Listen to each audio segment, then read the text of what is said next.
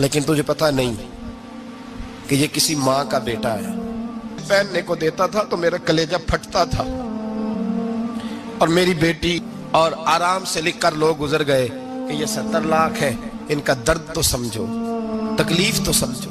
7 fit کا سونا جوان اور نشے کا عادی ہے تو کسی نالی میں پڑا ہوا ہے. اور میں نے کہا اس قوم کے ساتھ اس سے بڑا بھیانک مذاق کیا ہوگا. کوئی دانشور تھا بڑا ظالم.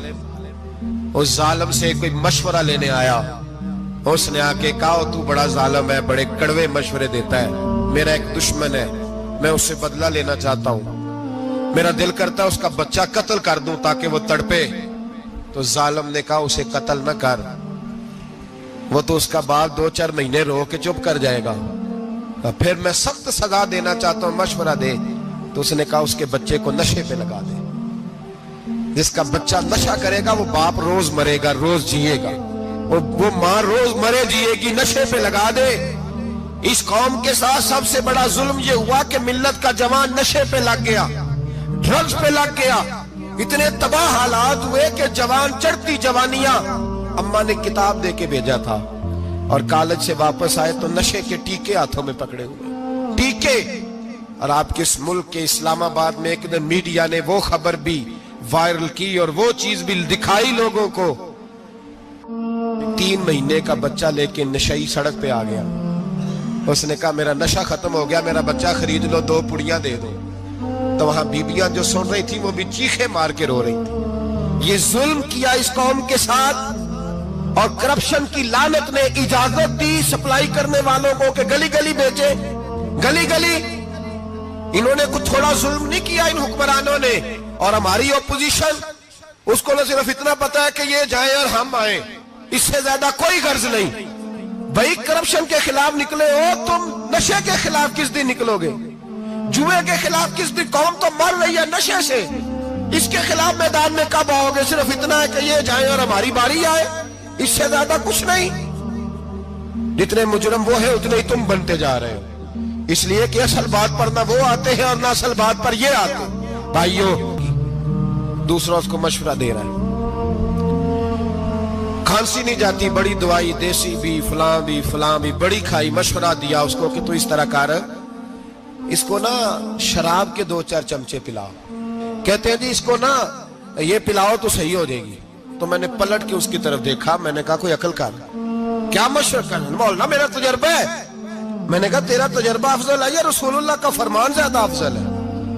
تیرا تجربہ افضل ہے. حضرت ام سلمہ رضی اللہ تعالیٰ عنہ کہتی ہے میں نے عرض کی یا رسول اللہ صلی اللہ علیہ وسلم میری بچی بڑی بیمار ہے, تو مجھے کسی نے کہا ہے یہ تھوڑی سی نشے والی چیز ہے, یہ بنا کے تیار کر کے دو, صحیح ہو جائے گی. بیمار ہے بچی تو یہ نشے والی چیز ہے, اس کو تیار کر کے دو, تھوڑا نشہ ہے. اگرچہ بعض, میں نے شروع میں کہا, بعض لوگ مریض کو, سخت مریض کو ایسی ادویات جو مجبوری بن جائے اس کی گنجائش اور اجازت دیتے ہیں. محتاط علماء تو اس میں بھی بہت ساری چیزیں پہلے بیان کرتے ہیں, لیکن اس نے کہا جی میرا نشہ دینا ہے شفا کے لیے. حضرت ام سلمہ کہتی ہے میرے نبی پاک نے میری طرف دیکھا, میری طرف. تو میں نے کہا یا رسول اللہ آپ کیا فرمانا چاہ رہے ہیں؟ تو نبی پاک نے فرمایا ام سلمہ کبھی ناپاک چیز میں بھی شفا ہوئی ہے, کبھی ناپاک چیز میں بھی, کبھی شراب اور خمر میں بھی شفا ہو سکتی ہے. شفا رب کریم نے رکھی ہے پر شہد کے اندر رکھی ہوئی ہے, شفا اللہ نے رکھی ہے قرآن مجید میں رکھی ہوئی ہے. تو اس میں بھی کبھی یہ حضور نے بیان کیا ہے کہ اس کے اندر شفا ہو سکتی, تو امت کتنی دلیری کرتی ہے جو یہ مشورے دیتی ہے کہ اس کے اندر نشہ ہے, شراب ہے, تو کھانسی چلی جائے گی تو فلانی بیماری چلی جائے گی. نہ آؤ ان چیزوں پہ, نہ اپنے ایمان کو خرابی دو, اور نہ ایسی باتیں کرو جس سے کہ ڈائریکٹ رسول اللہ صلی اللہ علیہ وسلم کے واضح ارشادات کی مخالفت ہو. میرے نبی پاک صلی اللہ علیہ وسلم نے فرمایا. اور پھر کچھ لوگ کہتے ہیں تھوڑی پی ہے جی. اب تو میں تجزیے میں پڑھ رہا تھا کہ ایسی شراب ایجاد ہو گئی ہے, لوگ شراب پیتے ہیں اور وہ مست بھی رہتے ہیں, کار بھی چلاتے رہتے ہیں. کہتے ہیں جی نہیں ہمارا ذہن معاف نہیں ہوا تو یہ والی صحیح ہے, نشہ نہیں لاتی. میرے نبی پاک صلی اللہ علیہ وسلم نے فرمایا جس چیز کی تھوڑی مقدار, زیادہ مقدار حرام ہے اس چیز کی تھوڑی مقدار بھی حرام ہے, جس کی زیادہ مقدار حرام ہے اس کی تھوڑی بھی تو خمر اور شراب اگر فل پینا جائز نہیں تو تھوڑی پینا بھی جائز ہے، یہ حرام ہے اور حرام تھی اور قیامت تک حرام ہی رہے گی۔ میرے نبی پاک صلی اللہ علیہ وسلم نے منع کیا اور حضور نے اظہار ناپسندیدگی فرمایا، فرمایا 40 دن تو عبادت ہی قبول نہیں ہوتی شراب پینے والے جب تک سچی توبہ نہ کرے۔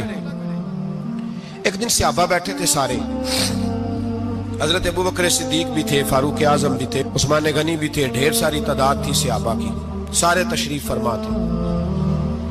حضرت عبداللہ ابن عمر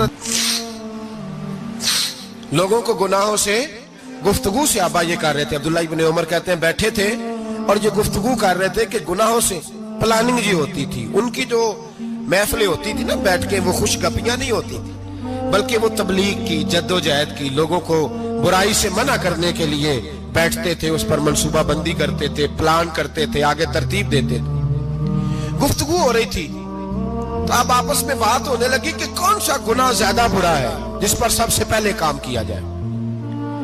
تو دور ایک صحابی بیٹھے تھے، ان کا نام تھا عبداللہ ابن عمر، ایک عبداللہ بن عمر ہے اور ایک عبداللہ ابن عمر ہے۔ حضرت عبداللہ ابن عمر دور بیٹھے تھے، بڑے سمجھدار سیانے باریک بین آدمی تھے۔ تو حضرت عمر فاروق اپنے بیٹے سے کہنے لگے جا عبداللہ ابن عمر سے پوچھ کے آ کہ سب سے سخت گناہ کون سا ہے۔ توجہ ہے میرے بھائیوں، ادھر دیکھیے گا میری جانب، پوچھ کے آ کہ سخت گناہ کون سا ہے۔ عبداللہ بن عمر رضی اللہ تعالیٰ عنہ کی خدمت میں جب عبداللہ ابن عمر گئے تو جا کے کہنے لگے کہ صحابہ پوچھتے ہیں کہ آپ نے زیادہ وقت گزارا ہے نبی رحمت صلی اللہ علیہ وسلم کے پاس، تو بتلائیے برا گناہ کون سا ہے، سب سے سخت گناہ، تاکہ سب سے پہلے اس پر پابندی لگائی جائے، اس پر محنت کی جائے۔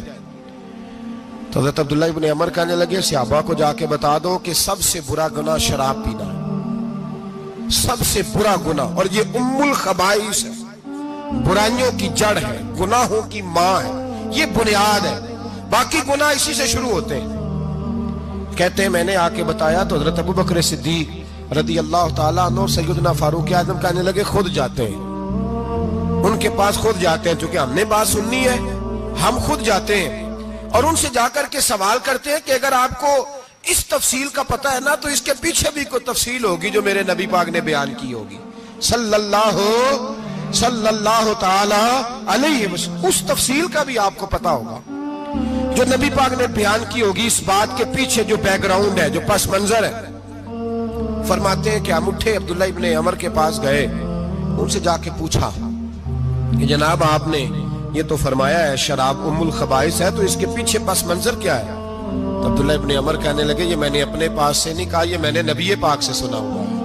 حضور سید عالم صلی اللہ علیہ وسلم بیٹھے تھے تو حضور نے فرمایا شراب، یہ نشہ، یہ برائیوں کی ماں ہے۔ اور پھر حضور نے ایک مثال بیان فرمائی، نبی رحمت علیہ السلام نے فرمایا بنی اسرائیل کا ایک واقعہ ہے، ایک خوبصورت جوان تھا، ایک عورت کا دل آ گیا اس پر۔ یہ یاد رکھ لیں، ہم لڑکوں کو منع کرتے رہتے ہیں لیکن ہمیں گھر کی بچیوں پر بھی توجہ دینی ہوگی، ہمیں ان کے فون پر بھی نگرانی کرنی ہوگی، ہمیں وہاں بھی غور کرنا ہوگا، اس لیے کہ اگر کوئی بچی گنجائش نہ دے تو میرا خیال ہے کہ لڑکا جرت کرنے کی طاقت نہیں رکھتا، تو وہاں بھی ان کی اماں سے کہے کہ پابندی لگائے، بچی کسی کا موبائل لے کر کے کہیں اس کو استعمال تو نہیں کر رہی، اس پودے پر بھی توجہ دے، درخت بننے سے پہلے اس کی بھی نگرانی کریں، یہ بھی بڑا ضروری کام ہے۔ عورت کا دل آ گیا تو نبی پاک علیہ السلام فرماتے ہیں اس نے کوئی بہانہ لگایا، کسی کو کہا کہ اس نوجوان کو بلا کے لاؤ، اس کو کہو کہ ہم نے کوئی گواہی لینی ہے تجھ سے۔ وہ نوجوان آیا، ایک کمرے میں داخل ہوا تو اگلے کمرے میں لے گئے، وہاں داخل ہوا تو اس سے اگلے کمرے میں لے گئی، وہ داخل ہوا تو اسی طرح 7 مکفل کمروں میں لے گئی۔ میرے کریم رسول میرے محبوب پاک علیہ السلام فرماتے ہیں، صحابہ کو سمجھا رہے ہیں میٹھے لب و لہجے میں، فرماتے ہیں جب سب سے پچھلے کمرے میں لے گئی تو ایک لڑکا بندھا ہوا تھا وہاں رسیوں سے، شراب کا پیالہ پڑا ہوا تھا، اور بی بی کہنے لگی کوئی گواہی شواہی نہیں لینی، تجھے اس لیے بلایا ہے کہ تیرے اوپر دل آ گیا ہے، اب میرے ساتھ منہ کالا کر۔ تو وہ جوان کہنے لگا نہیں، میں نے اپنے نفس کو پاک رکھا ہوا ہے، میری نظر بھی پاک ہے، دل بھی پاک ہے، اور اس کی برکت یہ ہے کہ رب نے میری روح کو بھی پاک رکھا ہوا ہے، تو میں یہ حرکت نہیں کر سکتا۔ پاک لوگ पलीद कामों की जानिब तवज्जो नहीं करते, मैं ये हरकत नहीं कर सकता। इकबाल ने अपने बेटे को दुआ दी थी, उसने कहा था हया बाकी नहीं है जमाने की आंख में, खुदा करे कि रहे तेरी जवानी बेदाग, खुदा करे कि रहे तेरी जवानी बेदाग। कहा मेरे साथ मुंह काला कर, उसने कहा मैं नहीं करता। कहने लगी चल फिर इसको कत्ल कर, इसको मैंने बांधा हुआ। उसने कहा मैं कत्ल क्यों करूं, मेरी क्या दुश्मनी है। कहा फिर शराब पियो। कहा मैं शराब भी नहीं पीता।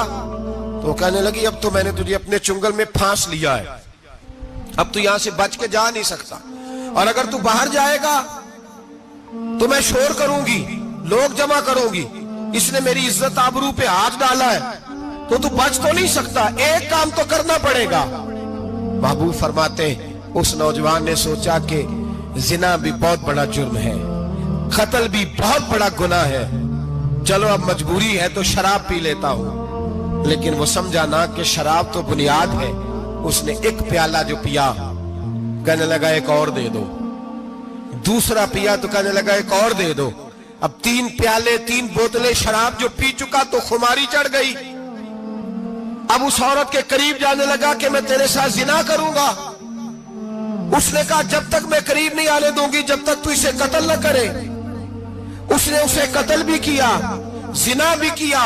तो महबूब फरमाने लगे ये कत्ल और जिना जो हुआ है तो ये शराब की वजह से हुआ है। गोया शराब वो जुर्म है जो कत्ल भी कराएगी, जो जिना भी कराएगी।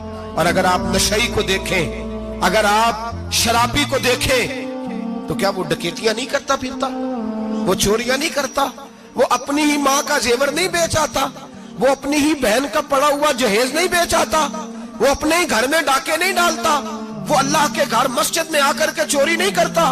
वो सिर्फ इसलिए करता है कि ये नशा, ये शराब, ये माँ है गुनाहों की, ये जड़ है। मिल्लत के लोगों याद रखो, इस उम्मत, इस पाकिस्तान के साथ जहां बहुत सारे जुल्म हुए, वहां बड़ा जुल्म ये है कि बहुत बड़ा तबका जवानों का नशे का आदी है।